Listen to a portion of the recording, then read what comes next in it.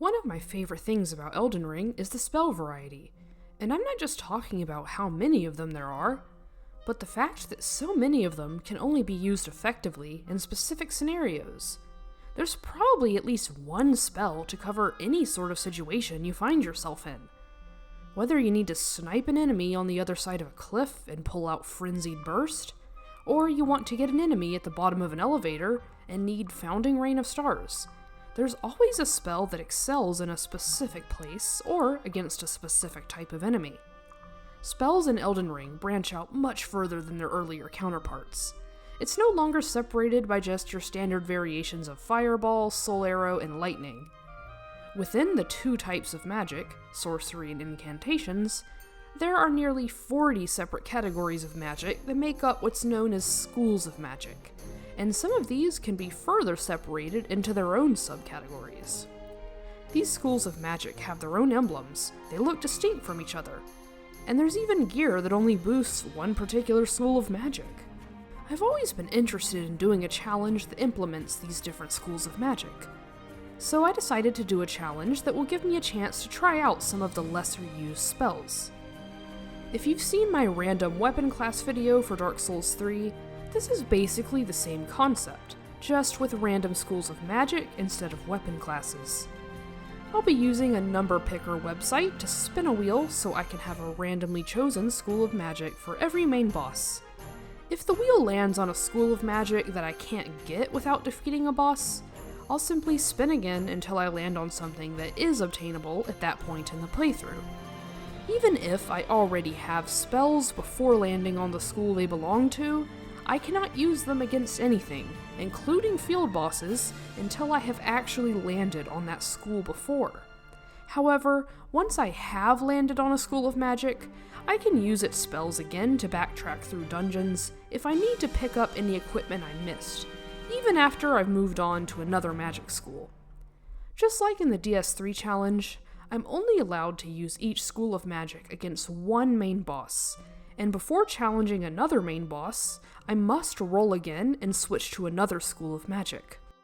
I don't have to use a different school of magic for field bosses or dungeon bosses, but I will have to for main NPC boss fights. I actually came up with the NPC rule during the playthrough because I ended up having a lot more leftover magic schools than I anticipated. I originally was not planning for NPCs to count towards the single-use rule.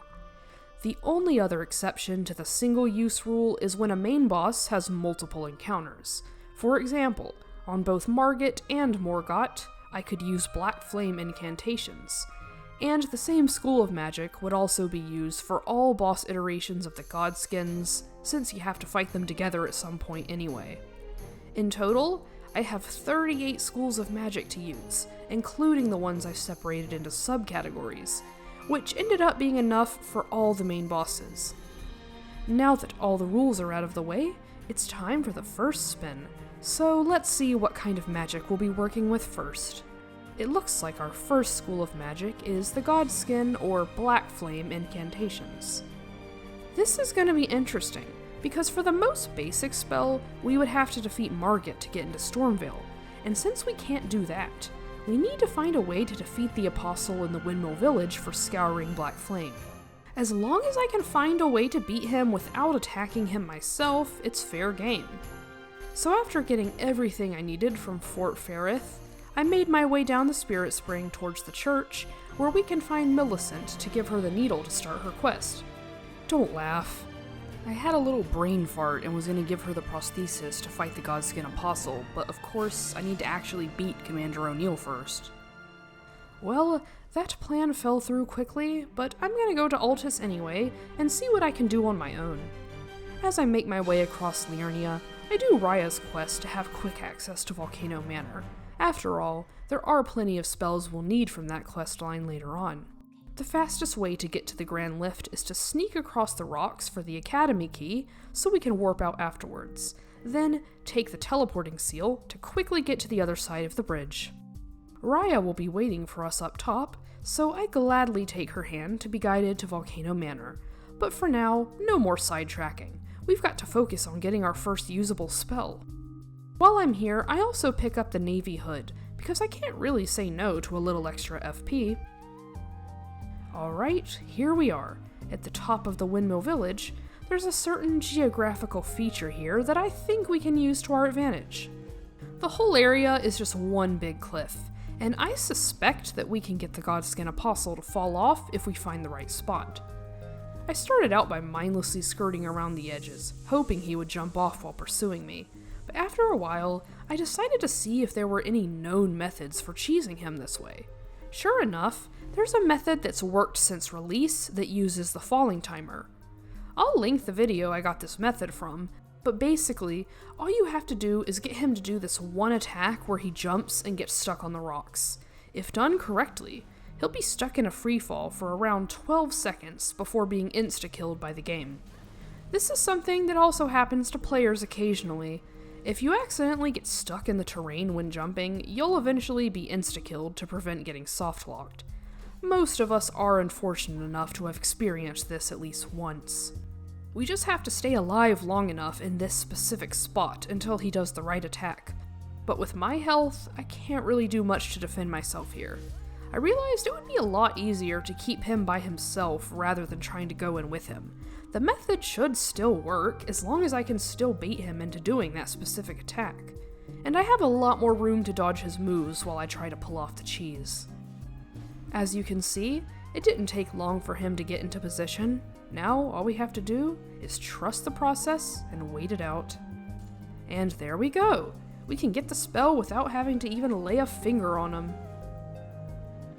We can buy the Finger Seal from the Twin Maidens to cast it with, and I'll dump the rest of the runes from the fight into Faith. We need 28 Faith for this spell, so we still need a few things to reach that number. One of those is the Two Fingers Heirloom for an extra 5 Faith, and after that, I go to the Weeping Peninsula for the Faith Knot tier to put in our Physic. Lastly, I pick up the Ruler's Mask in Altus for one more extra point of Faith. Now we have 18 Faith, and that will jump to 28 once we apply the Physic. The Physic should last long enough for a boss fight, so let's go see how our new spell does against Margit. We have both the charged and uncharged version to choose from, but the damage can be dependent on the angle you cast it from, so sometimes the uncharged version still did more damage. But whether or not I charged it hardly matters, because even with the most basic seal and no upgrades, we can take out a quarter of his health in 2 casts. He also is pretty weak to fire, which, when added to the damage over time, ends up being devastating for him, regardless of how low level I am. That fight only lasted a little over a minute, so now we can spin again and see if Godric puts up a bit more of a fight for us. How convenient, it landed on Glintstone Sorcery. That's the school for all of the starter sorceries, as well as their variations. We already have Glintstone Pebble and Glintstone Arc, but we did pick up a few scrolls while exploring, so we'll need a teacher to give them to. Sallyn seems like a good choice. We'll need to do her quest anyway, we just have to take out this pumpkin head. This is not an ideal fight for a sorcerer. The head takes reduced damage, and it's the only part we can lock onto. But the good thing about Glintstone Arc is that it's actually really easy to free aim, so we can still get full damage if we point it at his feet. The efforts undertaken to reach Sellen were not lost on her, and though we may be a mediocre sorcerer, she has a few dumbed-down spells even we can use. The first one I get is Glintstone Stars. This one is just Baby's first Stars of Ruin. Using one of the scrolls, I can also buy Swift Glintstone Shard and Great Glintstone Shard. Both of those could be fun to have as little mix-ups. Not that mix-ups mean anything when your opponent is an input-reading cheater. I ended up wasting all my FP trying to fight Anastasia with anything that isn't Glintstone Stars. Thankfully, she can't really dodge this one since it is slightly delayed and has a nearly perfect tracking. After claiming the Sacred Scorpion Charm, I head into the swamp to take care of more pressing matters, like getting a better staff. The Meteorite staff can't be upgraded, but for low intelligence, it's one of, if not the most powerful staff in the game. All we need is 18 intelligence to use it. Once we're all set with the staff, why not just be brave and take the main gate? It's not like I need much in the castle anyway. When I'm done panic rolling away from the snipers, I'm rewarded with a humble grace behind the gate, And we can also get the commoner's simple garb if we find ourselves needing some extra faith. Spells can make certain parts of the level easier. You can beat these snipers at their own game. The first one is pretty easy to hit through the embrasure, but the second one decided to sacrifice his cover to hit us from a spot where we're uncovered. But sooner or later, either the ballista will break or you'll hit him, and it only takes 2 pebbles to get the job done. Once I've cleared Godric's little gauntlet, he has no choice but to challenge me himself and eat my pebbles of death. "You fool, why aren't you healing yourself? Use a flask, you idiot," I said to the recording, knowing I could do nothing to change the past. At least my past self became wise enough to stay close to him when he starts the tornado. If you do that, you'll get the good ender that's really punishable. There wasn't really anything special about this fight, since the glintstone sorceries are so basic. The whole fight can be summed up by saying sometimes I use small pew-pew, then medium pew-pew, then slightly bigger pew-pew. Relentlessly spam those, and you may even get a stagger, and there's nothing the poor guy can do about it. Godric's Great Rune is going to be really useful in this playthrough for the extra stat boost it provides. It'll help us use spells with steeper stat requirements earlier on. And speaking of spells, it's that time again, so let's see where the wheel will take us. Ooh, night sorceries. This one could be fun. We might be able to sneak out of our level bracket with this since they're so powerful. But to make them powerful, we need to put in the work towards optimizing them. The first thing we need to do is collect all those shrouding tears from the trees, since those are a must in this run. Then we'll go back to Liurnia for the intelligence knot tier. And finally, we can travel to Sellia to get the Staff of Loss and, of course, Night Comet. Night Comet takes 38 intelligence to use, but thankfully we can get several levels out of Godric's Remembrance, with his Great Rune and the tier making up for the rest. Now, if I really want to put Night Comet to the test, Radahn would be a good candidate for the next boss. Using the magic devised in the very town he swore to protect, his health is melted in half within seconds. Even with the bare minimum requirements and a fairly basic staff, we're benefiting greatly by having the Staff of Loss equipped. That alone gives us a 30% boost to Night Comet, and the magic tier is giving us an extra 20% boost to overall magic damage. This would have been a first try, but I let my judgment get clouded by greed, as I always do, but we'll get him next time. This time I mean it sincerely, unlike last time. I didn't spend another hour on this. It's pretty hard to go wrong with Night Comet. Sure, you can see I made some bad decisions, judging by the amount of flasks I had left, but it was nothing that a bit more spamming couldn't fix. Before I decide on the next boss, I think I'm gonna do a few errands while I'm still so powerful. There's some bell bearings we can get, and even the Falling Star Beast stands no chance against Night Comet. After I beat that, I'm gonna pick up the Faithful's Canvas Talisman, and I might as well take Rock Blaster too while I'm still here. The last thing I'll do before moving on is take out these Nox ladies back in Sellia. It's best if I do this while I'm still thinking about it, so I don't have to come back later for Lusat's staff. Alright, enough idling around. It's time to spin. Magma sorceries. That's interesting. I guess now would be a good time to start the Volcano Manor quest then. Deep down, I already knew that I can't use rune arcs even against the computer, but I still went in just in case. I mean, who knows, maybe the game could bug out and leave it active anyway. You never know, right? Okay, I'll give it up, it's hopeless. Thankfully, there is something we can do. We still haven't gone to Shifa River for Marika's Scar Seal. 3 extra points in intelligence goes a long way. Like all NPCs, Istvan won't dodge Night Comet, and we basically get Magma Shot for free. We can stick around the Gelmir area to get a few more things to help us out. There's the Fire Scorpion charm, as well as the Roiling Magma sorcery, which is the only other magma spell we can access right now. And you know what? We can test out our magma right here against the Demi-Human Queen. We get another memory slot out of it, so it's worth a shot. It's kinda tricky to aim it, both in terms of free aiming and when locking on. It moves in an arc that makes it harder to land direct hits, but easier to get the magma pool that only happens if you land slightly off the mark. This fight ended up being trickier than I expected. Maggie hits really hard, and I don't have a lot of room to dodge her attacks while aiming my spells. My solution was to gradually move the fight further and further down the rock and continue to outspace her, hoping that she would die before I reached the edge of the cliff. This way, I could get a clear path for my shot without worrying about getting trapped in a wall or aggroing the other enemies. The next boss I'm going to challenge is O'Neil. He's an exception to the field boss rule since he only has 2 encounters, and one of them is important enough to be blocking an entire area. If I fight him now, I'll get another chance to use the other magma sorceries that I can't get yet. Like I said earlier, this is one of the few cases where getting a direct hit is actually worse. For roiling magma in particular, a fully charged shot won't hit for full damage unless it goes through the whole process of landing on the ground and exploding next to the enemy. After it explodes, there also will be some magma left over for a little extra damage.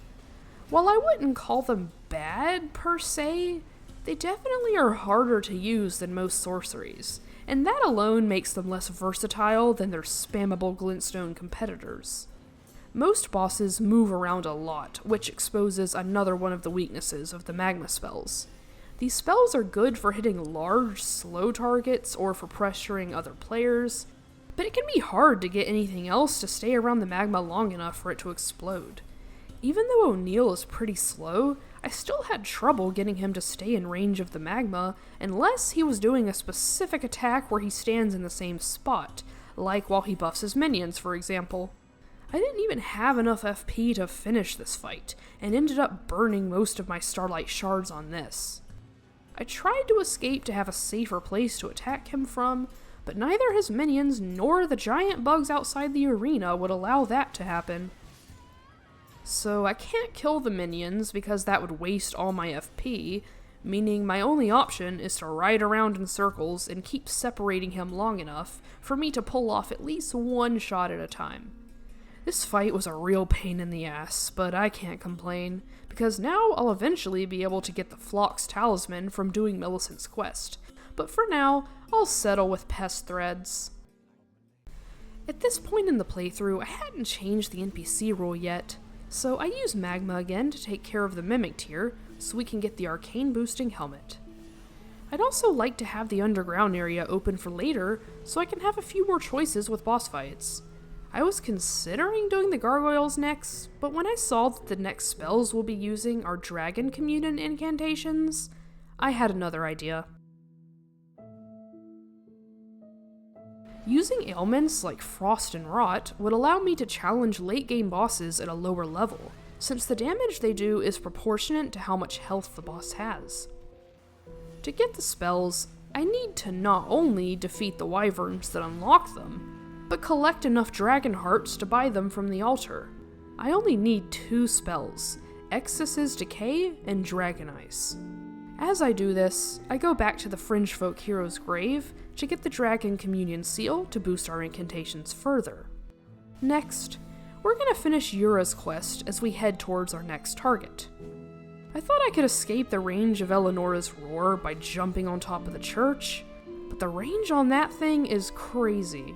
Instead of fighting a losing battle with the magma that she refuses to stand in, I decide to run around the edge of a cliff and hope that my problems will magically disappear. And to my surprise, they actually did. That's 1 tier down. We'll get the other one from the tree spirit in Mount Gilmere, that one being the Cerulean hidden tier. I also killed 1 more wyvern to get that last dragon heart for Dragon Ice. All we have to do now is finish Vare's quest so we can go to the Mohgwyn Dynasty. A couple of NPCs are nothing for our stinky breath, nor are they a match for minty fresh breath. Once all that's taken care of, it's time to have a stink off with Mohg. I imagine his breath isn't so great either. My plan was to start with the rot breath and not use the frost until after the scarlet rot kicked in. It would take quite a few casts to trigger the scarlet rot, especially since I don't always have time for a full cast. It takes some time to get used to, but with enough patience, I was able to get far enough away from him to cast my spells. Once I started getting to phase 2, I would try to apply more rot during the Nihil part, but this ended up being a waste since the first scarlet rot usually hadn't worn off yet.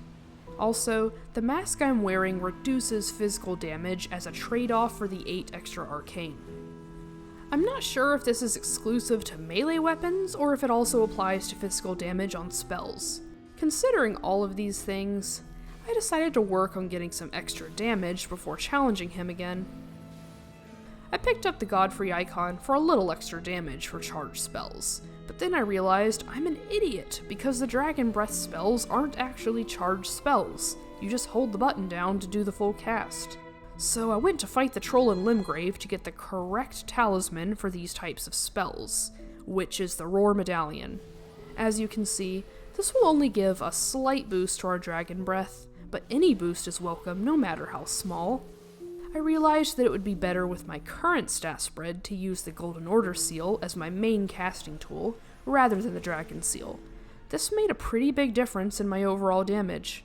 I can only get it to +6, but that should be just enough damage to finish him off without running out of FP. With my new setup, I also started using a new strategy. Instead of starting out with the Scarlet Rot, I decided to only use Dragon Ice for the first phase. Anytime he was frostbitten, I wouldn't attack again until it wore off, in order to conserve my FP as best as I could.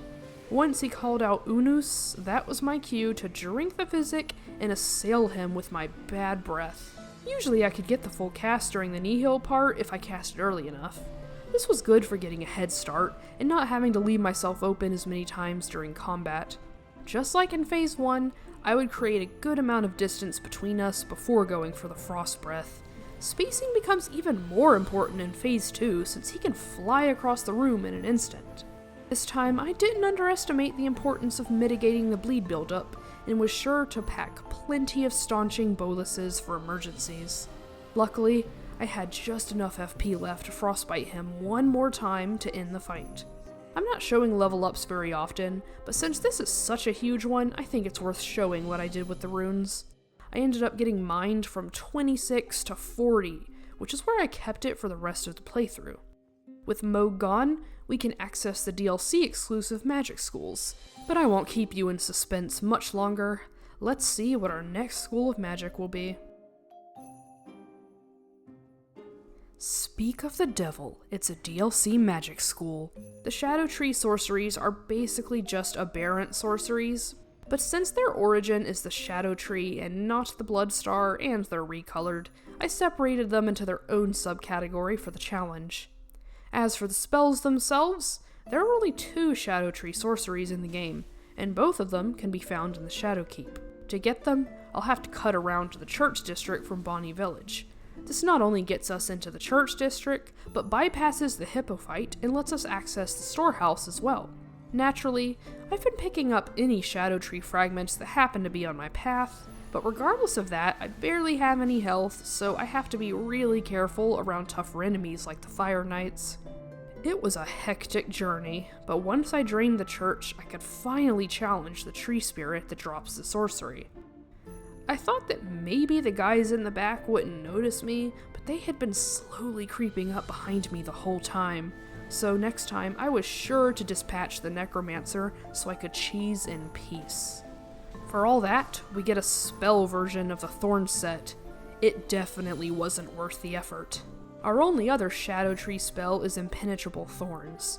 This one was all the rage before the nerf, so we'll see if it's still formidable, but just about anything is better than Mantle of Thorns. It still counts as a thorn sorcery, so it is boosted by the Staff of the Guilty, and as I farmed for that, I decided to show a worst case scenario with aiming this spell. Like the other thorn sorceries, it struggles to hit enemies on even the slightest elevation, and now that the poison damage has been reduced, it's easier for enemies to punish you if you try to trade with them. Once I have the Staff of the Guilty, I decide to swap out my Meteorite Staff for the Albinauric Staff since it scales with Arcane and will increase the bleed buildup of our thorns. Lastly, I went to pick up the Outer God Talisman for another small boost to our Arcane. With the setup complete, I think it's time we set out for the Academy. There's plenty of useful items for casters to pick up here. For one thing, we can get the Graven School Talisman without having to fight anything. The Red Wolf is going to be guarding most of our goodies, so hopefully our thorns haven't fallen off so badly that they can't deal with the guard dog. Honestly, the damage is still okay. The most notable change to me is the lack of bleed buildup. Of all the enemies I've used it against, I don't think I've managed to bleed any of them out. Just for fun, I casted Mantle of Thorns to hopefully get some extra bleed buildup, but to my disappointment, despite doing bleed buildup on the caster, Mantle of Thorns only does physical damage. There's no bleed. That is such a wasted opportunity for a unique spell. The next attempt went as expected. Either the spell misses completely and does no damage, or you suddenly get lucky and have all thorns hit for a huge burst of damage. Overall, the fight wasn't too bad this time around. However, I was surprised that I didn't manage to trigger bleed a single time against the wolf. After the battle, I remembered to pick up the Radagon icon upstairs and take the teleporter to Miriel so we have him available as a teacher. As I progressed through Raya Lucaria, I noticed just how frustratingly inconsistent the thorns can be. I suppose the instability could be part of the risk and reward system of using your health for the potential to get big damage in return. But sometimes I feel like I'm taking all the risks and getting none of the rewards. I mean, come on, this is just ridiculous. I tried from every angle, and I swear it's not even possible to hit the crabs with this spell, so I had to roll on them with the thorns to get the heads. That was the only time Mantle of Thorns was useful at all in this playthrough. Keep in mind, those crabs have armor, so my rolls bounced off of them every time, unlike these weaklings I'm rolling on here. I may have made it out of this place alive, but Topes wasn't so lucky. I'll gladly take his staff though. It doesn't get outclassed until your intelligence is really high. I've done everything there is to do in the academy, so I have no choice but to spin the wheel once more. Luckily, it lands on incantations, so Renala's magic resistance won't be a problem. The incantations in question are the bestial spells you get from feeding Deathroot to Gurranq. After going through a couple Mariners, the odd Black Knife, and another wolf, I had collected every Deathroot one can get before the mountaintops. I didn't want to fight him, but the game holds back your items until you do it, so I guess I have no choice. Wait, you can get him to damage the gargoyle? I wonder if that's a viable strategy. Interesting. It seems the farther away he is, the more likely the thorns are to hit. The damage still isn't great, but it'll at least shut him up long enough for me to take my spells and leave. Sneaky, sneaky Moongrum. Do you think I can't see you up there? I love Moongrum, always taking time out of his day to give us a little entertainment. Also, just a quick fun fact. I platinumed this game before I figured out that you don't have to kill the scholars to break their bubbles. Just slapping them with a seal will do. For Phase 1, I prioritized DPS over individual cast strength, so Bestial Sling was my go-to. I almost got her in a single cycle, but I lost a bit of time when I had to stop to replenish my stamina. For Phase 2, I started off with Bestial Sling again before testing out my other options. The claws are really cool, but my personal favorite bestial incantation has always been the Stone of Gurranq. You just can't beat the primal simplicity of throwing a giant rock at someone's face. As is always the case after a boss fight, it's time to spin. It looks like this time we'll be using Ancient Erdtree incantations. These can be distinguished from their modern counterparts by looking at the crest on the spell icon. For example, while Wrath of Gold is deemed a superior Erdtree incantation judging from the crest, Wrath from Afar is oddly an ancient Erdtree incantation, likely because it originates in the Land of Shadow. That one's the only one we're going to be able to use for now, so let's go back to Shadowkeep to pick it up. The good news is, if I fight a boss like Loretta who has another encounter, I'll still get a chance to use some other spells from this school later on. For now, we're stuck with Wrath from Afar though. I almost don't want to use the word stuck because that would imply that this spell is inconvenient or bad, and that's not the case here at all. Not only can it be cast from afar, as the name implies, but it knocks her out of all her moves. It even interrupts her great bow. The only potential problem is that she can easily strafe it. That's really the only chance she'll get to hit you. Before I do anything else, I need to finish Celavis's quest before I forget. I don't want to miss out on the magic scorpion charm. I also pick up Stars of Ruin for Selen in the meantime, since it won't hurt to do her quest as well. Now I can freely progress Ranni's quest and loot her tower. There's a few things lying around that could be useful. As usual, Miriam dedicates her existence to making mine a living nightmare. I tried to knock her off the tower with my wrath, but then I realized anger is not the answer, and she's not worth my time anyway. So I left her alone and went to get the Stargazer heirloom, as well as the Cursed Mark of Death for when I go to Deeproot Depths. The next school of magic we'll be using is Full Moon Sorcery. I'll admit, I was a little disappointed to land on this so early. I really wanted to test out Rellana's twin moons, but I suppose that will have to be for another playthrough. I duplicate Renala's remembrance to get her staff as well, since it boosts Full Moon Sorcery. Plus, it's a powerful staff for high intelligence. We need 70 intelligence for the Full Moon spell, and in order to reach this ridiculous requirement, we'll have to consult Rennala herself to reallocate our levels into intelligence. After doing that, we'll need to use a rune arc for 5 more intelligence, the Twin Sage Crown for another 6, the Stargazer Heirloom for yet another 5, and America's Scar Seal for 3 more. Finally, after leveling my intelligence to 41, using the physic in combination with the aforementioned pieces of gear will get us to 70. Now we're ready to moon our way into Leyndell.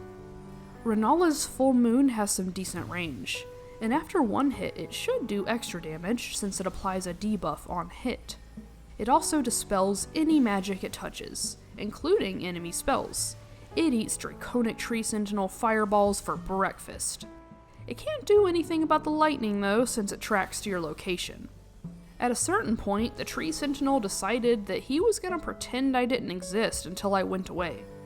Cut the guy some slack here. Defending Leyndell from the Mooning Wizard wasn't in the job description. For our next school of magic, we have Blood. We can go ahead and get one spell right now by trading in Mohg for Blood Boon. Then we can return to the Dynasty to pick up Swarm of Flies. The last incantation on my list is Blood Flame Talons, which we can get from Mini Mohg in the basement. This guy actually ate up all my FP, so I had to try this one again. I thought that the Dragon Ice would be better since it does magic damage and thus isn't affected by the Silver Tear Mask, but the physical damage from the Rot Breath still outperformed it. So while Mini Mohg is immune to all ailments, the damage from the spell itself will still be enough to get this done. Now that I have both of my blood spells, it's time to go to Leyndell. I say both because Swarm of Flies ended up being useless in this situation since we're fighting another apparition. Thankfully, both spells have fire damage to make up for the fact that Goldfree can't bleed. Blood Boon is a fun one to free aim from a distance, but the damage really isn't anything crazy. Blood Flame Talons is the better option here. It can be chain casted, but I generally avoided doing that here since the timing in between his attacks is tight. I made a couple questionable decisions in this fight, but I managed to make it out before it turned deadly.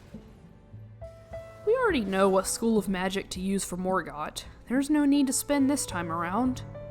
Since I've been through Stormveil, I now have the basic Black Flame Fireball to accompany Scouring Black Flame.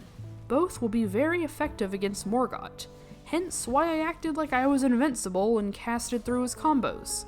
At least once you've died once, you start out farther away from him. This allows for one free shot as long as he doesn't dodge it. It only takes a couple of seconds to reach phase 2, and he barely gets to finish his dialogue before abruptly dropping dead. We'll send him off with a heartfelt prayer before making preparations to go to the mountaintops. I believe this is my last chance to start Latenna's questline. I'll do that so I can get a Somber Ancient Stone later. Burn and incinerate.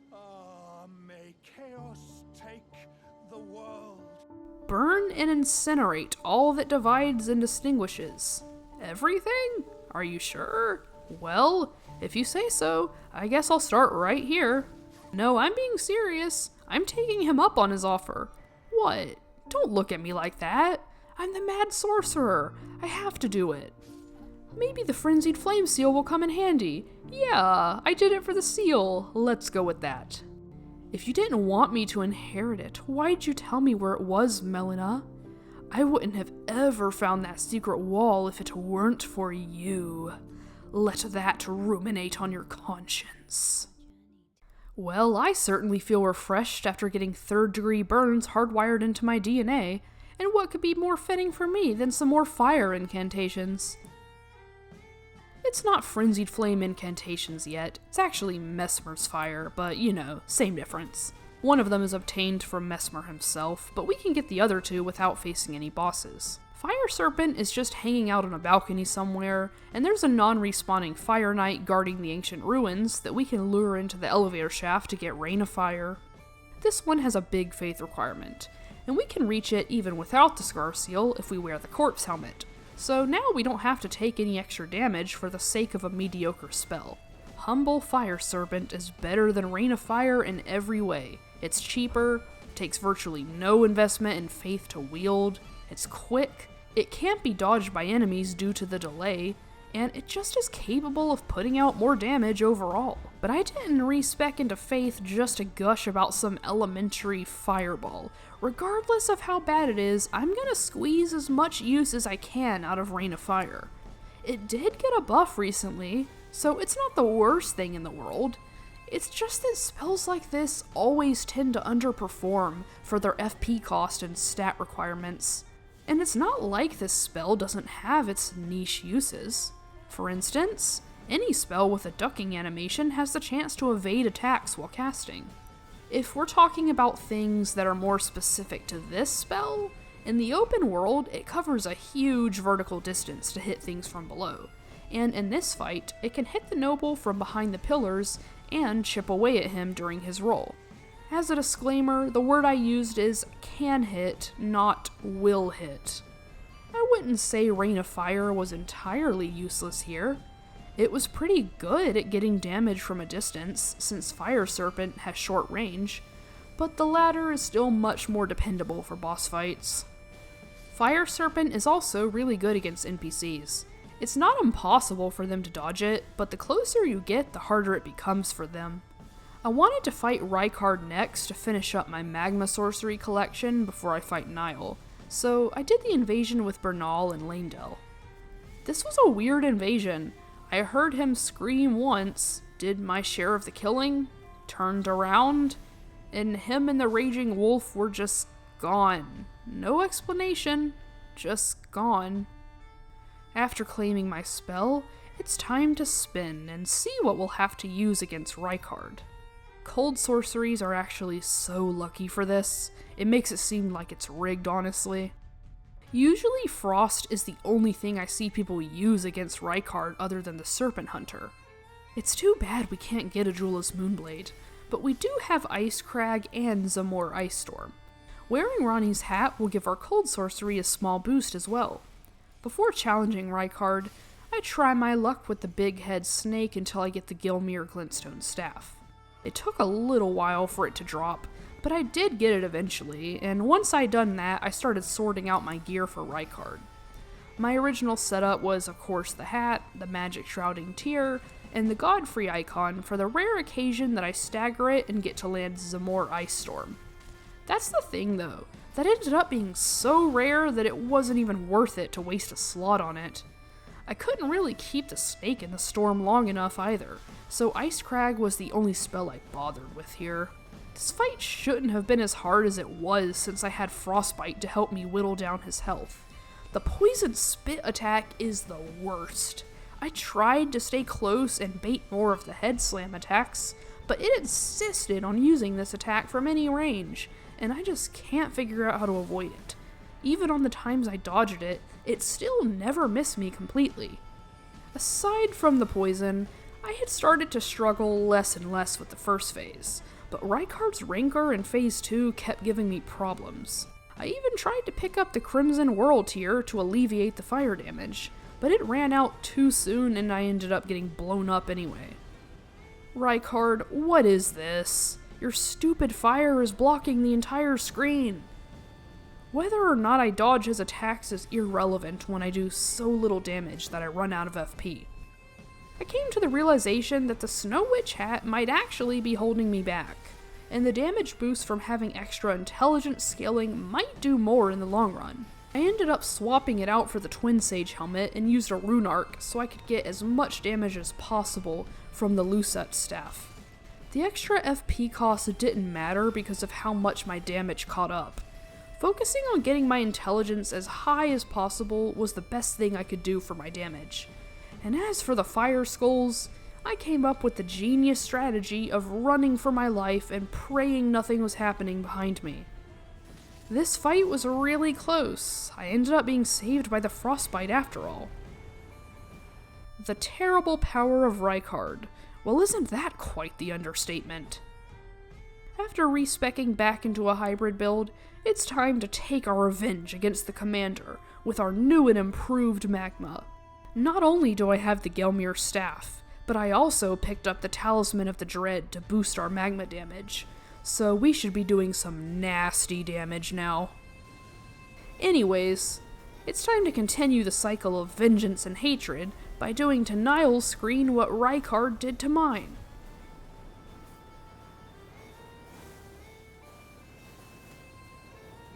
I hope you enjoyed the fireworks, Niall.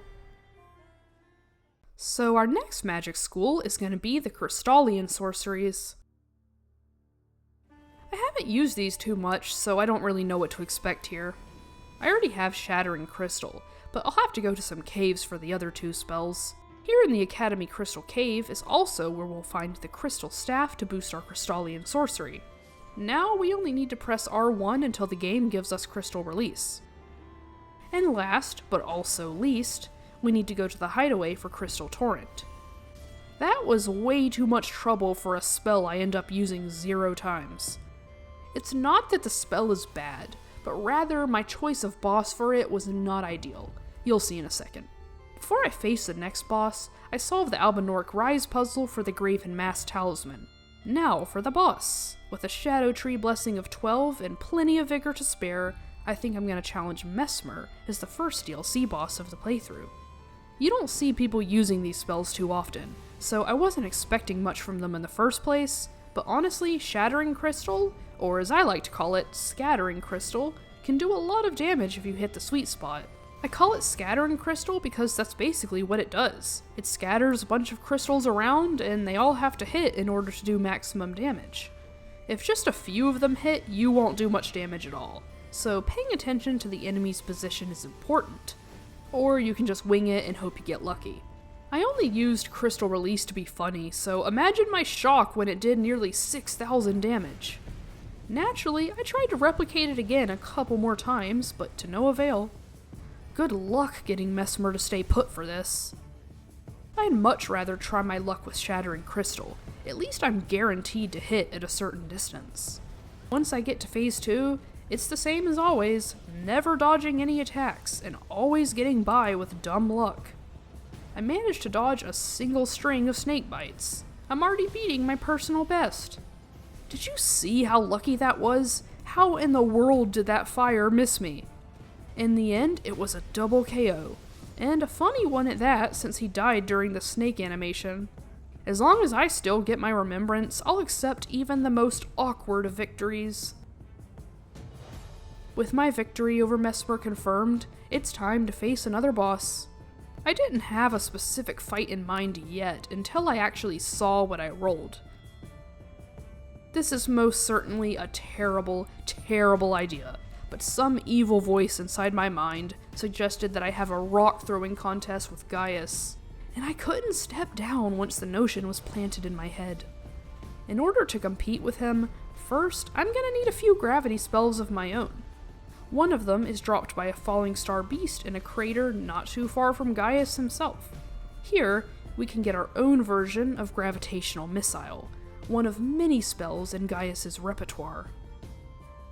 Unfortunately, if we want to fight him on Torrent, we can only use Rock Sling, so it's worth it to try this fight on foot as well, just to see how it goes. And I can already say that this is going terribly. Who would have thought? Jesus Christ, man, will you ever let me attack? Stop hogging all the turns, I want to fight too. I guess I can sympathize a bit with Niall after all.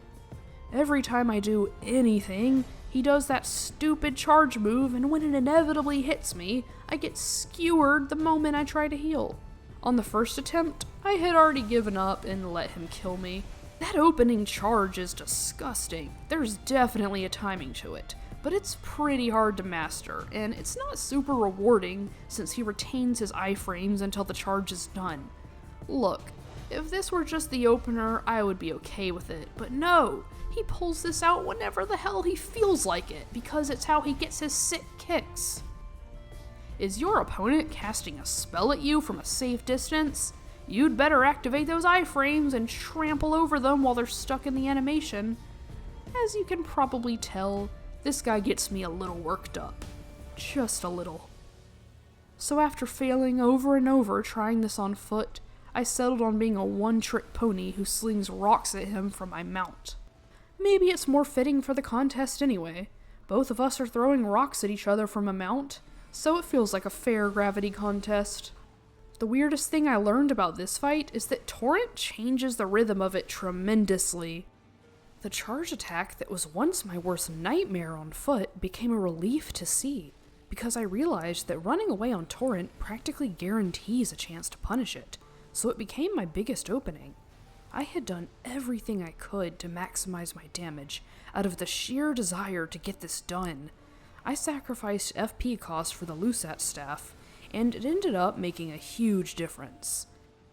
However, I did use one slot in my physic for regen, and this choice ultimately saved my life. I gave him the run around long enough to get a good amount of HP back. This added sense of safety helped me stay calm and wait for a chance to punish. Okay, the contest is over. No more gravity, please. Let's just collect the fragments and get out of here. Our next school of magic is a bit of a strange subcategory, the Mikolan incantations. While all rings of light are boosted by the Dryleaf Seal, including the base game ones, I'm only going to be counting the multi-layered rings of light from the DLC, since those actually have the Crest of Miquella when casted. The base game ones are going to be considered Golden Order or Fundamentalist spells in this challenge. This means we only have one spell in this category, since Light of Miquella can't be obtained without defeating him. Although, oddly enough, the game counts that one as its own unique category, and it isn't boosted by the Dryleaf Seal. After getting the Dryleaf Seal, we're all set for the Putrescent Knight. The Knight is weak to holy damage, so we'll be fine here. Whoa, I knew I was gonna do damage, but that is huge damage. Maybe my Shadow Blessing is a bit too high for this. This was actually one of the more challenging bosses for me on my first playthrough, but the unconventional moveset is a welcome change of pace. It's a fun fight, so I didn't mean to completely trivialize it and skip the second phase. That was what, 50 seconds at most? Well, at least it was a nice break after dealing with Gaius. We're gonna breathe in Trina's funky fumes, let Teolier embarrass himself so he has no choice but to redeem himself later, and finally, spin the wheel and see what it gives us. If I had a gravity contest with Gaius, maybe I could have a finger contest with Metter. Finger sorceries, that is. Ymir will give us everything we need after we finish ringing the bells. Right off the bat, we have 3 spells to choose from. Glintstone Nail is a lot more devastating than it sounds. You can get damage well over 1,000 even with the minimal buffs, plus it has good tracking. I opted for Glintstone Nails against NPCs since it was harder for them to dodge. Even if they dodge the initial cast, the nails will curve back around and catch them sooner or later. Fleeting Microcosm is our big AoE. If nothing else works, then we use this and throw a piece of the universe at them. That isn't gonna fly on Metter though. I've only fought her once, so I've got a lot of learning ahead of me. Okay, I've seen a lot of unorthodox taunts in my day, but I think giving birth on your opponent takes the cake. At least she isn't super tanky, so every time I died, I never felt like I had lost some insurmountable battle. In fact, getting her health down isn't really the problem. It's just that she has certain attacks that hit really hard on top of being confusing. Sometimes if I knew death was coming, I would just throw in the towel and try again, like with whatever is going on in this attack. I think I get the gist of it, sort of. I see that rolling through it won't work, but it looks like there's a small gap between her and each laser that you're meant to go through.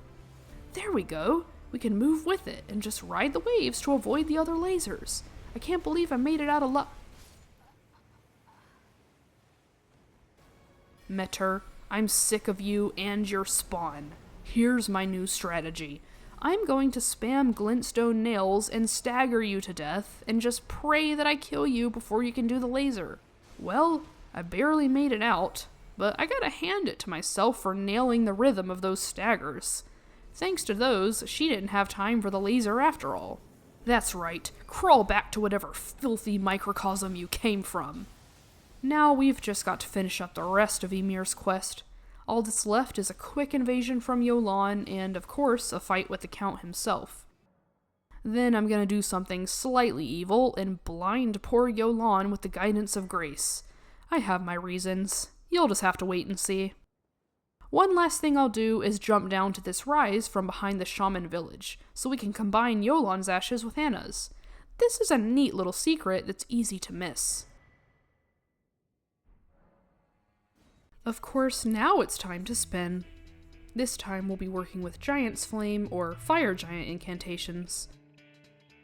Obviously, we'll need to get the Giant's Prayer Book for some spells, and these have a seal of their own to boost their damage even further. The Giant Seal is hidden deep within a hero's grave, but it's easy to sneak around the prelate guarding it. There's another Giant's Flame incantation dropped by an Evergaol boss in Liurnia.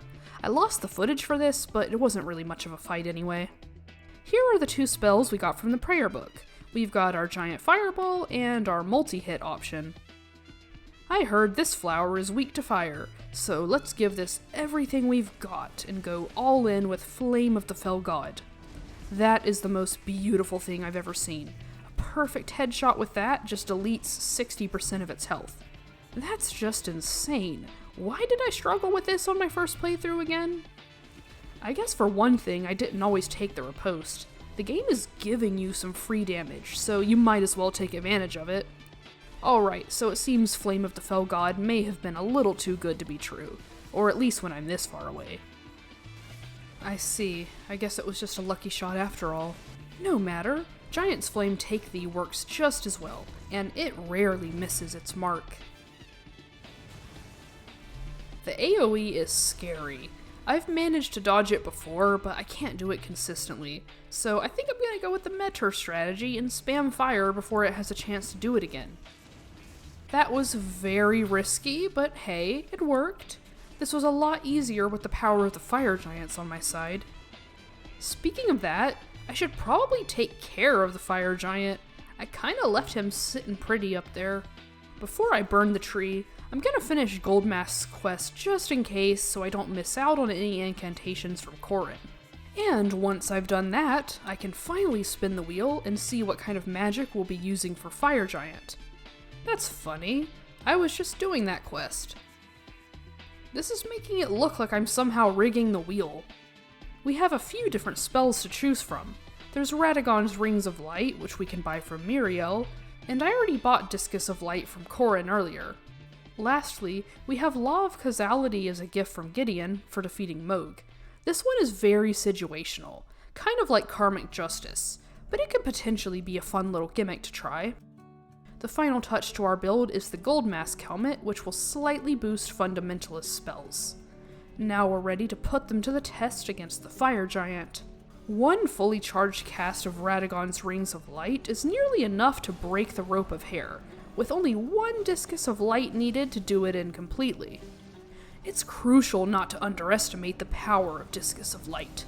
They take virtually no FP to cast, and you can have several of them going at once. With the built-in multi-hit property, that adds up to some ridiculous damage. While I relied on these as my damage dealers, I also use Law of Causality on the off chance I get hit enough to activate it. I use Radagon's Rings of Light sparingly in this fight, like when I had time to go for a full charge and get some immediate damage. In Phase 2, Discus of Light became even more useful as my other spells became harder to pull off.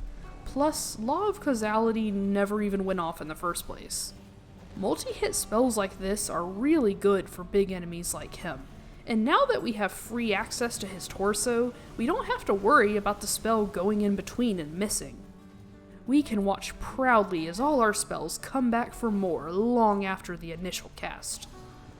My Fire Giant win streak is still going strong. This one was a first try again. Better luck next time, Fire Giant. I have found it. My very own son.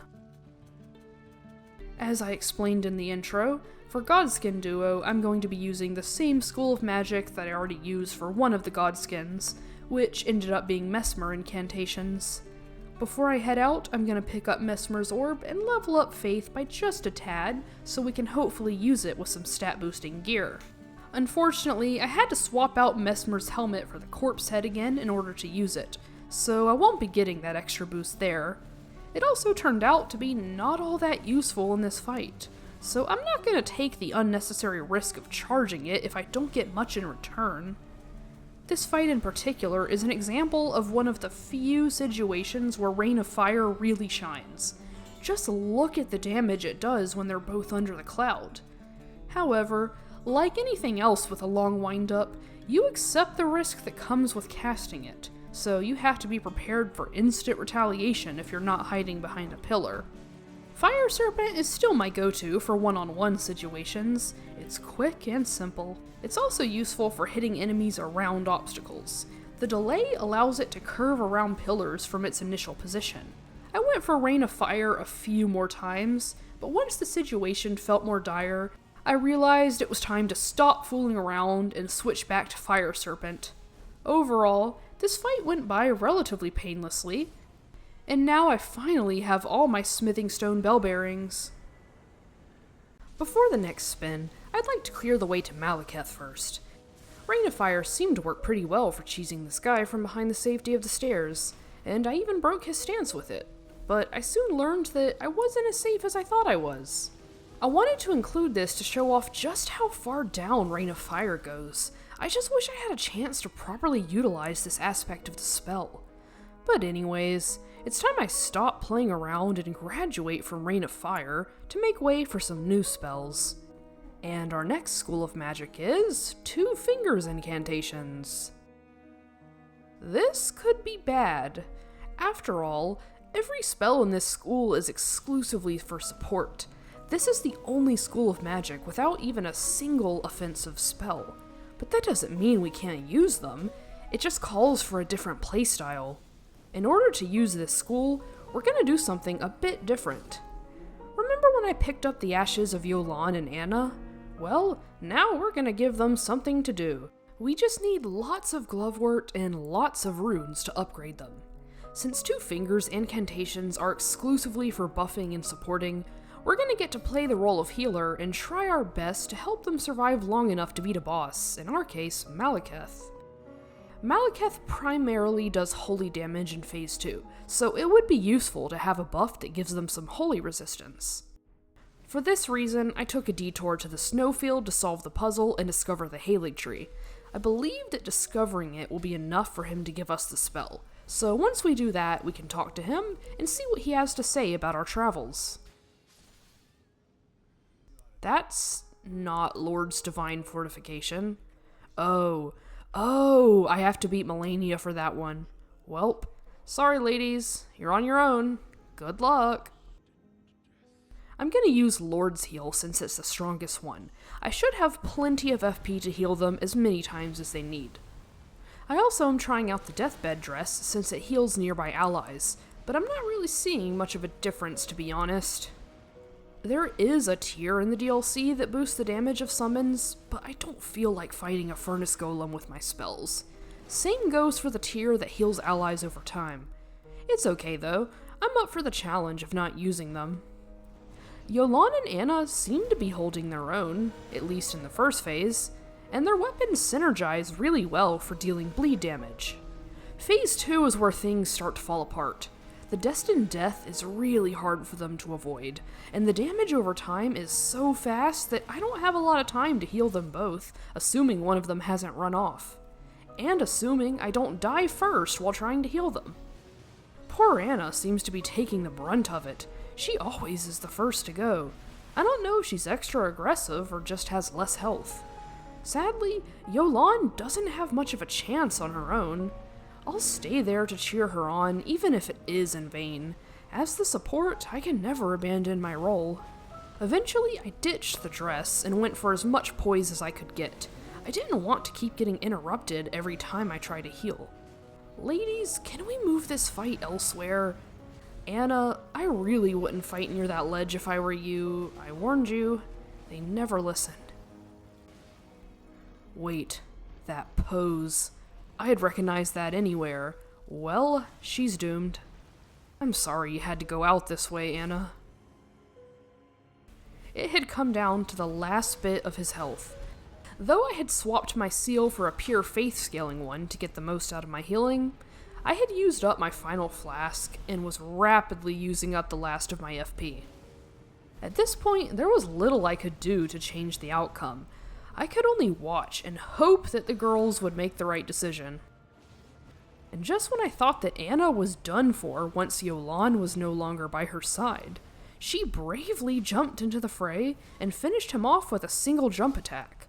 Sometimes you just have to trust in the underdog. She certainly kept me in suspense with how long it took her to work up the courage to kill him, but I wouldn't have had it any other way. Now that the main path is mostly taken care of, I think I'm gonna head back down to the Halig Tree since it's already open. Just like with the one in the manor, we're gonna be using ancient Erdtree incantations against Loretta. We have Land of Shadow from the Sunflower, and Black Blade counts as an ancient Erdtree incantation as well, so that'll be useful for some damage over time. There's an illusory wall at the end of the sewers that lets us into Deeproot Depths for Elden Stars. And I also went to get Wrath of Gold for some reason, but like I explained earlier, that one is not an ancient Erdtree incantation. I opened the fight with Black Blade, so she'll lose some of her max HP. I had time for the follow-up as well, which deletes about a quarter of her health in an instant. Big damage is nice, but not when you have to sacrifice your life to achieve it. It seems I've let my previous victory over Loretta get to my head. While this shouldn't be a difficult fight in regards to my stats, no matter how strong I am, she isn't any weaker, so brute forcing it won't work. Unless I use the Crimson World tier, then I can tank through all the magic I want in the first few seconds. I played around with both Elden Stars and Land of Shadow, and preferred Land of Shadow. That one has better stagger potential and is better as a direct damage tool, while Elden Stars is best for doing some chip damage in the background. I almost got myself killed again by trying to get the finish with Black Blade, but you know, I did accept the Frenzied Flame, so I can't go too long without going a little crazy. What will the wheel choose for me this time? Erdtree incantations? Seriously? Right after I went to pick up Wrath of Gold? Okay, now this is starting to make me look really suspicious. I do want to challenge Melania next, so I'll go through the rest of the Halig Tree to get the Soar Seal before making a beeline to the Halig Tree roots. Wrath of Gold is the only offensive spell we have. Our only other spell in this subcategory is Golden Vow. It's decent even as a standalone buff, but it does take up a lot of FP. So I can't reapply it as much as I'd like. Like most demigods, her holy resistance is on the higher end, so it's important that I get as much damage as I can while still buffed with Golden Vow. Wrath of Gold can be charged to give it more range, but even then, it won't hit her unless we are around melee range. We can get a chance to knock her down after quickly hitting her with the uncharged version, but this can only be done a few times before she automatically retreats. Eventually, I realized that I just didn't have enough FP to do this, no matter how you slice it. Maybe if I could pull off a perfect run and reallocate all my flasks to blue, but I just don't feel like doing that right now. I don't have access to enough buffs to negate her holy resistance, so I'll accept defeat on this one and come back with something else. In the meantime, Gideon seems like a much more suitable target for Wrath of Gold. Unlike Malenia, Gideon can and will be knocked down indefinitely. I'm sorry, Gideon, but you were born to be cheesed. Accept your God-given purpose. Alright, this time I'm fighting Malenia for real. I'm gonna just roll with whatever I get, no matter what it is, no turning back. This time the wheel has chosen Stone Digger Sorcery. There are only 2 of these, and I already picked up one of them, so it won't take long for me to go grab Shatter Earth real quick. I also managed to get the Digger's Staff while I was here, which gives our spells a 20% damage boost. Now then, let's try them out against Malenia. I started out with Shatter Earth because I assumed that, being the weaker of the 2, it would be a little faster. It also has a follow-up attack, but there's not much time to perform it safely in a fight like this. This is just a test run, so I have to do this just once to get it out of my system. Okay, I did it once. No more drilling, I swear. Shatter Earth is actually a lot slower than Rock Blaster and does a lot less damage since there's no time to do the follow-up. Plus, I couldn't really find any true opportunities to punish where I didn't just get lucky, like in this clip where I happened to duck under her sword. Some moves are deceptive too, like the sword thrust. This looks like an opening, but unless she happens to be in a spot where she lands right next to you, it's not an opening. I learned this the hard way. Our only real opening is going to be any variation of this sword slam move right here. And even then, the timing is very tight, and if I don't cast soon enough and close enough, it instantly becomes way more risky. I really had to drill this lesson into my head, but like I said, the thrust is not an opening for these spells, and neither is the grab. And while her delayed ender for the sword combo looks temptingly punishable, it is not punishable unless you've mastered the spinny technique for waterfowl, which I really should have gotten around to learning by now. As you can see, I've not only ditched Shatter Earth, but all of my clothes as well. I figured light rolling would be very helpful since my ability to quickly retreat after a cast is crucial here. Here is a good clip of me ignoring the boundaries I've established for casting. I missed the opening and still went for it. In this case, it actually is better never than late. Thankfully, I lucked out here and recovered fast enough to dodge the thrust. While the Sword Slam is still the only opening I have for Rock Blaster, even this is unsafe, and while it is rare, there's still a chance she'll do a random waterfowl right out of hit stun. With these spells, there is absolutely no attacking in neutral. I have to wait for the established openings, and only those openings, no matter how long it takes. This means I have no way to guess when she's gonna waterfowl, so I have to tease her by circling around and backing in and out of mid-range. Once Phase 2 begins, there's a bit of downtime before she starts attacking if you go in just before the flower fades. You could very well go for a big charge drill, but I got waterfowled in the face when I tried that, so I stuck with the initial button press. Phase 2 is actually easier than Phase 1 for these spells. Her aggression works in our favor, and leaves less time for us to stand around anxiously guessing her next move. Plus, she has a big new opening in this Butterfly Slam attack, and boy does she love adding that to the end of every combo. But that's great news for us. Of course, she won't always do this move, so I still have to wait it out before moving in just to be sure the combo is over. Her choosing to bloom on us once more is gonna seal the deal. We just have to let the flower fade slightly and take our chance. I gave in to temptation one last time. I can't help it. I live for the thrill of the drill. Our next school of magic is going to be one of the subcategories of Glintstone Sorcery. The 2 spells devised by Haima to mediate scholarly arguments. Once we solve the puzzle on the rise, we can claim both of Haima's spells from the chest above. We have a cannon and a gavel, both great choices for shutting down a conflict. With these, I'll continue my journey of clearing out some more of the base game optional bosses. The first stop is the Deeproot Depths. Before going to the bosses, we can grab another Int Faith Staff. With the extra hyper armor you get while casting, you can really bring down the hammer on NPCs. None of these weaklings stand a chance against the Hammer Slammer. I guess Rajier did put up a decent fight, so I'll at least say something nice about him since he's my friend. As for these three, they are sitting ducks for my cannon. It even spawn-killed one of the poor guys. The other two aren't gonna do much better after witnessing that display of power. Ooh, so close, but just out of range. That's unfortunate for you. Alright, mage, now it's your turn. Stand still, would you? Of course that guy had 928 health. What else was I expecting? So our next school of magic is the Other Thorns. I know they're not the best, but I personally enjoy Aberrant Sorcery. It's also nice to have a non-arcane bleed option if you're an Int Faith hybrid build.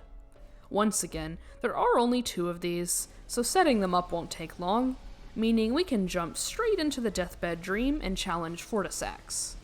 I'm starting out with Briars of Punishment just to get a feel for the range, and clearly this spell works great for long range, especially if the target is big and not moving. Briars of Sin is not going to be viable here because the animation is so long we're going to get caught in the lightning every time since we have to be close range for this spell to hit. But I don't have any problems with sticking to long range with Briars of Punishment. Fortisax's ranged attacks are easy to avoid, and anything that doesn't involve flying can be easily punished with Thorns. Briars of Punishment actually travels really far after the initial cast, which makes it possible to punish attacks before they even happen. With one optional boss completed, it's time to move on to the next one on the list. Fittingly, the wheel lands on Death Sorceries after we just finished the Death-themed quest. There's a lot of Deathrite birds we have to kill first. I'll start with the weakest one in Liurnia. This guy was still kicking my butt, but I unwittingly dragged the fight all the way to the Death Bridge only to learn that this glitch has not been patched yet. There's another one of these hideous creatures in the snowfield, but luckily we can cheese this one too by sniping it from on top of the hill. All the errands are finally done, so I'm just gonna cut straight to the action with an explosive ghost flame right in Placido Sax's face. To tell you the truth, I don't remember the first thing about this fight. I typically avoid it in my playthroughs after the unpleasant experience I had with it on release. But this has turned into an all-boss run, so I don't have much of a choice this time. For the most part, spamming skulls works out fine, especially when fully charged. Those will chip away at him pretty quickly. And if I need a cheaper option, the Rings of Spectral Light are right there, and they have the added bonus of Frost buildup. These also happen to cast at the perfect time for hitting him immediately after he teleports in Phase 2, even when fully charged, so I could usually get a free Frostbite during this part. This leaves us with one last problem, the lasers. Anytime a boss has a laser attack, I just accept that the rest of the fight is up to luck. Getting hit by this fire saved my life, because the knockdown gave me enough iframes to dodge away from the first laser, but I don't know how I survived the fire in the first place with a scorpion charm on. Since I survived, I guess I'll take a few swigs while I'm at his rave, and add my own contribution with explosive ghost flame. I think that's enough partying for today. Pack it up, Plassy, or I'm gonna have my Skelly boys drag you out. I gave you a heads up, but if you disrespect the Skelly boys, there's going to be a problem. We're pretty much done with the base game for now, so after our next spin, I plan on heading back into the Realm of Shadow. This time, we're going to be using the Carian Sword Sorceries, which means our next fight's gonna be up close and personal. I'll make my way up to the first section of the study hall to get the Carian Glintstone Staff to boost our sword sorcery. There's also one more spell I haven't picked up yet, that one being Carian Piercer from the Scarab at Caria Manor. All 3 of these spells work great with one another. On their own, they may feel lackluster at first glance, however, their real power stems from their ability to segue into one another for unique combos. Their utility doesn't end there. These spells are great combo tools for any other type of magic and even melee weapons. Even without max casting speed, I was able to pull off some smooth combos with the Greatsword into the Piercer. When fighting NPCs, you can get away with not doing a true combo. I originally was gonna skip her since I don't need her spell anymore, but I ended up having more freedom than I thought with this challenge, so I can finish optional bosses without worrying. My Shadow Tree Blessing is pretty high for Rellana, so I'm leveling the playing field a bit with a sword sorcery, since she's stronger against magic damage. And I'm also continuing the competitions I've been doing with bosses. First Gravity, then Fingers, and I guess now, I'm challenging a member of the House of Caria with her own spells. Carian Greatsword is okay, but in most situations, Carian Slicer was the better option. Carian Piercer is a great punisher for longer combos when I'm not in range for the other two. In the same time it takes to cast Carian Greatsword, I was actually doing more damage with 2 Carian Slicers. This is really helpful in Phase 2, where her combos are longer and punish windows for Piercer are shorter as she covers more distance. Carian Slicer is actually kind of insane for how FP efficient it is. During her phase transition, I was getting nearly 5,000 points of free damage. Another thing that makes it great for punishing fast bosses is the quick recovery time. I overstayed my welcome trying to finish her off here, but still managed to roll right out of it and survive the fight anyway. Though in hindsight, I really should have backed off since my startup frames just barely beat hers. After my magic sword duel with Rellana, I set my sights on the Divine Beast that I skipped earlier, and for this, we'll be using the Clayman sorceries, also known as the Bubbles. I've never used an Int Arcane stat spread before, so this is going to be my first time using these. Since bubble spells do pure magic damage, wearing the Silver Tear Mask to use them shouldn't have any impact on their damage. As I mentioned before, my Shadow Tree Blessing is way past the point for early DLC bosses, so the first Divine Beast goes down fairly quickly, but not without putting up a decent fight. But still, my bubbles felt a little too good here. I'm not letting myself off the hook unless these bubbles win a real fight. You know what I have to do. Now the real Dancing Lion fight begins. I can already tell from the damage it's doing that this one is much more suited to my blessing level. That's right, no free casts here. If I even think about spamming the bubbles, I'll get put in my place with one combo. I could use the open field to my advantage and fight on the horse, but that's much more useful for spacing out the basilisks than fighting the boss itself. And even after I managed to clear out the first round of basilisks, I'd better prepare for round 2 and stagger the boss before it joins in on the Deathblight action. Once those basilisks are finally gone, I don't have the health to survive any more attacks, but luckily, being a bubble-blowing baby worked out, and I dodged all the stomps by panic rolling. Unlike the main boss version, beating this one serves a purpose in the playthrough since it drops the tornado spell. Moving on, this time the wheel lands on Putrescent Sorcery, which I've separated into its own subcategory of Death Sorcery. That's because these are distinct from the other Death Sorceries. They aren't skeletons or vengeful spirits, just simple sludge balls that leave a trail of ghost flame behind them. Our Mass of Putrescence takes a really long time to cast, regardless if you charge it or not. So that's not really good for using in the heat of battle, unless you manage to be on the opposite end of the arena. Vortex of Putrescence, on the other hand, is great for dealing with enemies pursuing you. Aggressive bosses like the Hippo will chase you right into the Ghost Flame and take a lot of damage from it. This was a quick battle, and once again, it wasn't completely worthless since the drops are relevant to the run. I feel your pain, Phantom. Now, what does the wheel have in store for us next? Ooh, Dragon Cult incantations, one of my favorites. There's so much variety with lightning in this game, so this will be a lot of fun. I have 2 prayer books to give to Miriel, so I'll go ahead and do that and buy a couple of spells. Placidus Axe's Ruin is a special case. It's one of those spells that doesn't fall into any particular school, so this one isn't actually a Dragon Cult spell, but if I had to choose, I wouldn't count it here anyway, because it seems closer to Dragon Communion since it spawns in a dragon head. But what we can use is Fortisax's Lightning Spear. And why not make Melania's spell as well? I'm already in the menu, so why not? There's also the Talisman from the Divine Beast.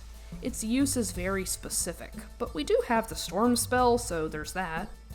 Back on the subject of Dragon Cult incantations, the DLC was kind enough to give us a whole armor set to boost them. Not that they really needed it, but hey, I'll take it. I burned Lanedale before getting the gravel seal, so I don't get to stack that on top of the other stuff, but come on. Does it look like I really needed it anyway? I used this bear as a test subject for my lightning. Ancient Dragon's lightning strike is as good as ever against big enemies. There's some RNG involved, but I'd say that's a fair trade-off since it's a guaranteed delete button if it lands perfectly. The bear isn't the main reason I came down here. There's one last lightning spell in the Scorpion River Catacombs, and one that's worth coming all this way for. Knight's Lightning Spear is a total upgrade to the regular Lightning Spear if you're willing to sacrifice the quick cast speed. This is likely going to be my main spell for Romina, but first, I gotta scratch the lightning strike itch. You know, just to see, hypothetically, how well it would work for her. Let's go for a Fortisax next. The Hyper Armor is pretty good. I tanked through one of her hits, but got hit pretty bad with the follow-up, so that's probably not the best option in this fight. Wait, there's a hitbox on the whole centipede? Okay, noted. I'll give Honed Bolt some love too. It's a good opener for me while she's making her way over. Knight's Lightning Spear is surprisingly easy to cast without getting interrupted, and even the uncharged version does decent damage. I know I said I wasn't gonna do it, just one more. This is the last time, I promise. Actually, this is the last one. Wait, never mind, this is the last. I deserve this for trying to cheese her, but at this rate, all of my lightning felt like cheese. Our next school of magic is the so-called Bear Communion, which includes a single spell, the Roar of Rugalia. While it isn't boosted by any seals, it can be boosted by wearing the Pelt of Ralva, dropped by the other Red Bear mini-boss. Even though it's something of a joke spell, the damage is certainly no joke, and the AoE from the Shockwave is deceptively large. With the Pelt and the Roar Medallion, it's able to hold its own against the stronger enemies in the final DLC area, and this spell works for just about anything. It clears groups of enemies out in no time, and even hits those hard-to-reach snipers from underneath. While it looks funny, you'd better take this spell seriously because chances are it's gonna get you too. Honestly, I think the Roar is gonna be fine on its own, so even though I managed to finish all the quests this time, I'm gonna try this solo because I believe in the bear. Just you wait until I catch you without your hyper armor, Freya. The only reason she's even here is because I had a bit of a mishap back at the storehouse. If you aggro her there, make sure you're actually gonna win. Otherwise, she'll be gone forever and you miss your chance. You know what? I don't even care about that. Are you guys seeing this? How in the world is this silly spell so good? Once I get to a certain distance from them, they can't even do anything. Go ahead, Letta. Join the fight if you want. Just try to ambush me and see what happens. As it turns out, I can bear the gank squad all on my own. Sorry, Tiolie. Looks like you're not gonna redeem yourself after all. That was so fun, I'm sad that I have to swap spells. But such is the way of this challenge. And it's time to swap out the Bear Roar for Pyromancy with the Fire Monk incantations. After getting the corresponding prayer book, we can buy O Flame and Surge O Flame. Then I'll just roar at this scarab here to get Whirl O Flame. Before I leave Caelid, I'll also grab Flame Grant Me Strength for a damage buff. To mix things up a little, I'm gonna try Fire against Bale the Dread. It always feels unconventional to challenge a dragon with fire. I did look at his resistances to get a good idea of the damage I do, and it turns out he is equally strong against all elemental damage, so there's no consequences for choosing your preferred type of spell against him. Especially with the buff going, our damage is going to be pretty high. It's just that he's a little difficult to hit with our lineup of spells. Whirl does decent damage and has good range, but our most powerful spell is our close range option. Hitting a few of these in quick succession can pull in crazy numbers. If you get lucky, you can basically get an instant phase 2 with this spell. My only problem is lasting long enough with all his phase 2 shenanigans. We've talked about this. Me and lasers just don't mix well. I tried to dodge into it as I've seen some people do, but I just haven't learned the timing to this one yet. I know I'll be taking a lot of hits, so I've got to be decisive and not be scared to get in there and punish, even if I'm one hit away from death. Hesitation is defeat. We'll be switching back to sorcery for the next boss on the list, everyone's favorite Inquisitor, Yori. The only primeval sorcery that I didn't get from Selûne's quest was Founding Rain of Stars, so we'll quickly add that one to the pile as well.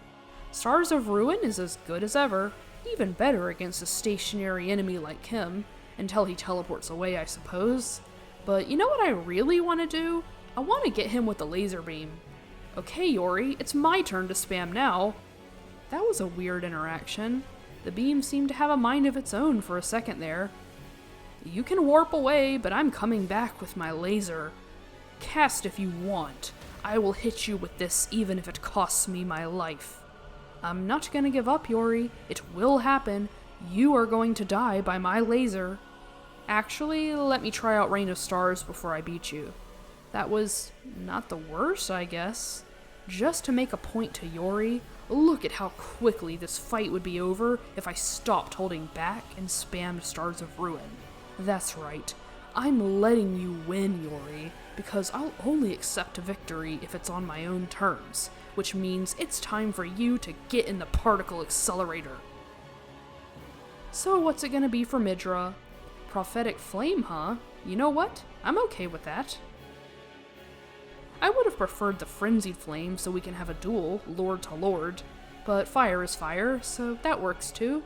If you're wondering what school Prophetic Flame is, it's any of these fire spells that have no symbol, aren't boosted by the Giant Seal, and say in their description that they originate from a sinister prophecy.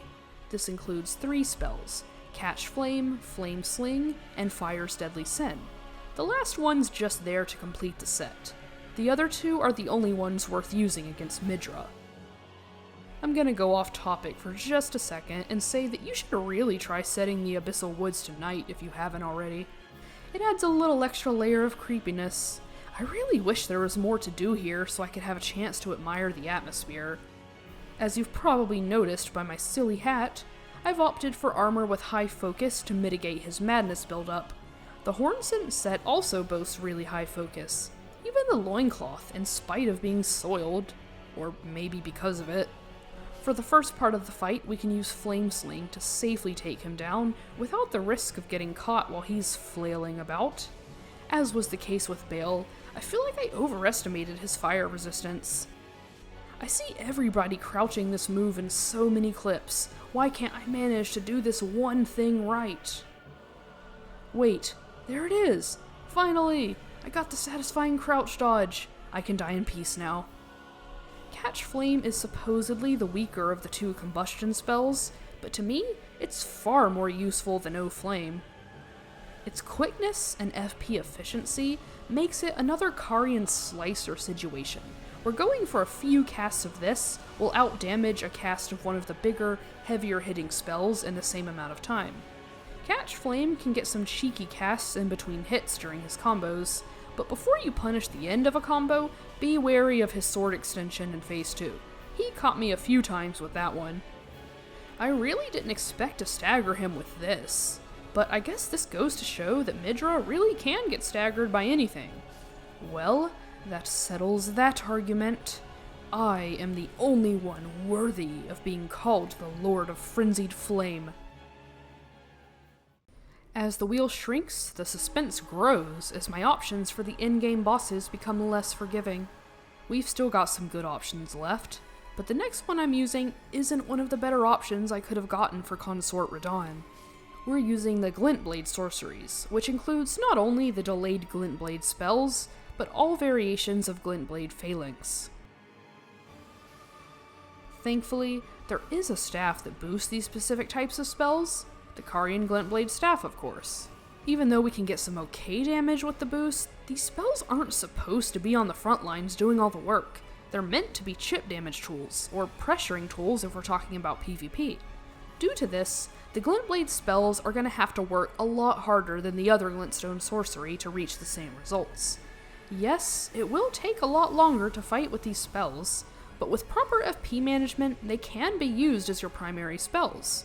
I tried out Carian Phalanx and Great Blade Phalanx.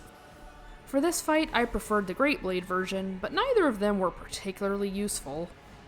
Eventually, I ditched those altogether, and went with the Glint Blades exclusively because FP was very important in this fight, and I couldn't waste it on a Phalanx that may or may not hit. Glint Blade Trio seemed like a good option, but plain old Magic Glint Blade was the better option for most situations.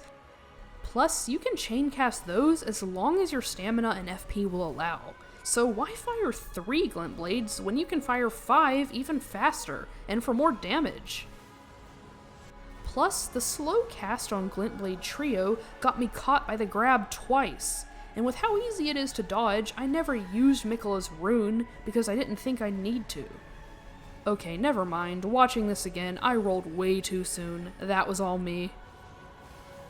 I've never been charmed before. I didn't realize you could get the gesture early by doing that. That's a cool little detail. Another day, another set of attempts. This was after the unexpected overhaul in the patch, so I went in with extra optimism.